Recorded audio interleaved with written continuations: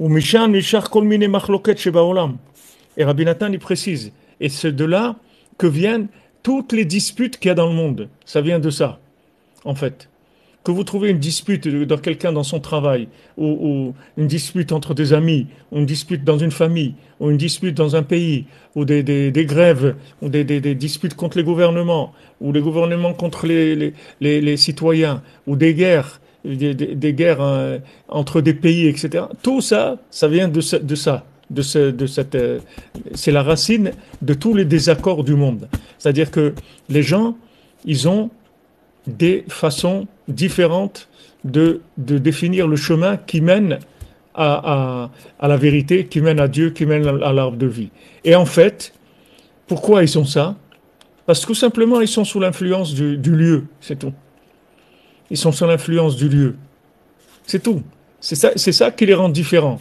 Si vous preniez maintenant Poutine et vous le faites habiter à Séville, par exemple, il va changer complètement. Il va changer. Parce que au bout de quelques temps, il va commencer à écouter du flamenco, il va commencer à se lever à 10 heures le matin, il va changer. Il va changer parce que l'endroit, il va le changer. Voilà, il va jouer des castagnettes, exactement.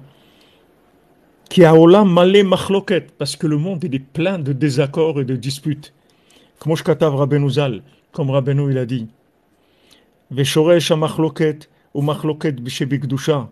Et la racine de la machloket, la racine de tous les désaccords et toutes les disputes, c'est la machloket dans la gdusha, la machloket dans la sainteté. Chez machloket atzadikim, qui est la dispute entre les tzadikim, le désaccord plutôt entre les tzadikim. Machloket atanaïm et amoraïm, quand les tanaïm, les amoraïm, ils tombent pas d'accord sur les règles, sur les lois. Chez mechulakim bedarkei Torah, ils sont pas d'accord sur les chemins de la Torah. Comme maintenant, par exemple, vous avez trouvé des gens qui vont dire à l'Akba Omer, on a le droit de se couper les cheveux, on a le droit de se marier, à partir de l'Akba Omer, on peut écouter de la musique, etc. Et d'autres, ils vont dire, d'après le Harizal, non, on ne se coupe pas les cheveux jusqu'à Shavuot. On n'écoute pas de la musique jusqu'à Shavuot. D'où ça vient, ça? Ça vient de l'influence du lieu sur la Torah. Ça vient de l'influence du lieu sur la peau du Sefer Torah. C'est-à-dire que maintenant, le fait que le Sefer Torah elle a été écrit sur une peau, il a perdu l'évidence éternelle, le côté éternel de la Torah, et il est devenu l'interprétation des gens. C'est-à-dire que maintenant, il faut interpréter. Et quand maintenant il y a interprétation, alors il y a des accords, parce que chacun interprète différemment par rapport au lieu où ils sont. C'est sur ça qu'ils sont en désaccord. Chez Zéoser, Vezematir. Voilà, un il dit c'est permis, l'autre il dit c'est interdit. Il y en a qui pensent que le jour de l'Akba Omer, on a le droit de se couper les cheveux, et d'autres ils disent, le Harizal il dit non, c'est interdit, jusqu'à Shavuot, on ne se coupe pas les cheveux. Alors vas-y, où est la vérité? Ça c'est la vérité ou ça c'est la vérité? Les deux c'est la vérité. Comment la vérité ça peut être oui et non en même temps? Alors il va y avoir des gens qui vont aller plus vers là, des gens qui vont aller plus vers là selon l'endroit où ils se trouvent en ce moment. Il y a un lieu dans lequel la personne elle se trouve. Maintenant, par rapport au lieu où elle se trouve, elle va avoir tendance plus aux ailes ou plus à être plus coulant. Ça dépend dans quel lieu elle se trouve maintenant. Vous dites logiquement, si l'âme du couple est connectée, alors aucune dispute ne sera. C'est pas évident, c'est-à-dire, même si on est d'accord dans un couple sur l'objectif, c'est déjà énorme, on a le même objectif, il y a toujours une façon de vivre les choses, il y a une tendance, il y a une tendance. Il y a une tendance dans un couple. Il y a des fois où l'un, il est toujours plus rigoureux que l'autre. Quand il y a deux personnes, il y a toujours une qui est plus rigoureuse et l'autre plus cool.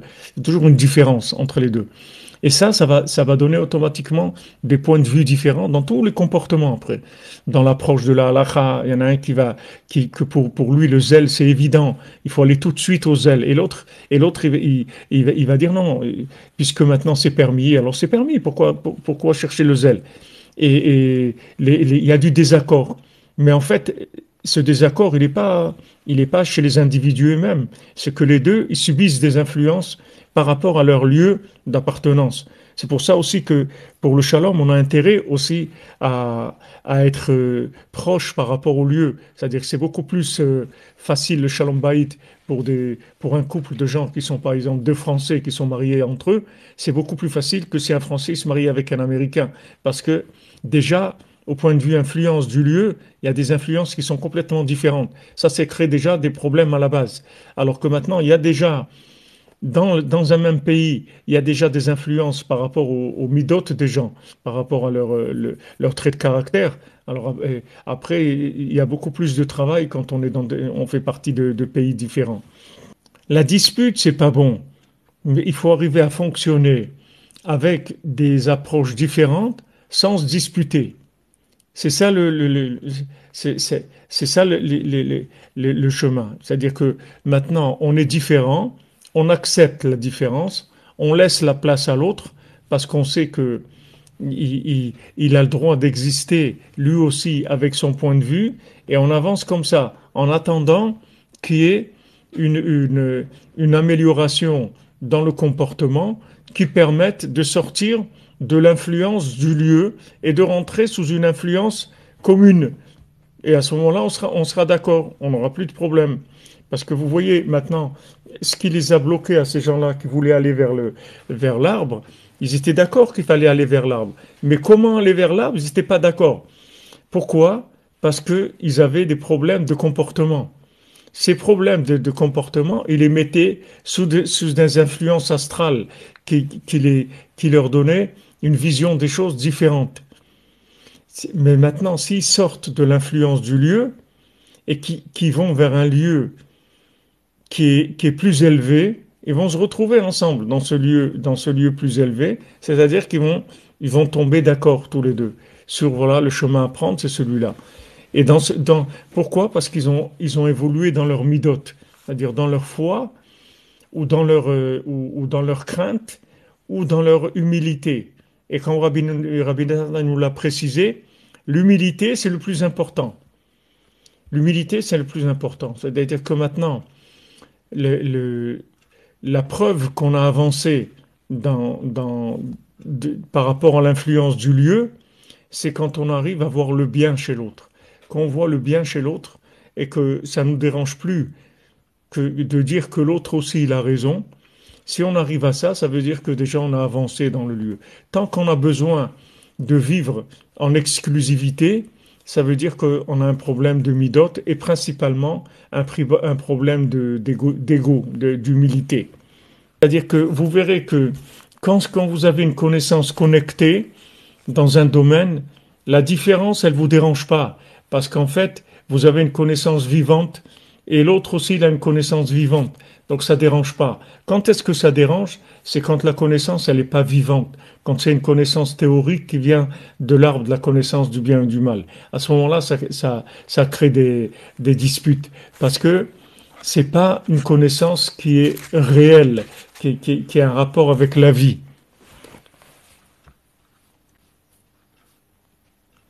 Oui, c'est ça. Comme vous dites, les gens ils se regroupent par affinité, mais parce que leurs concepts, ils sont théoriques. C'est pour ça qu'ils sont comme ça. Mais si c'était vécu, il n'y aurait aucun problème.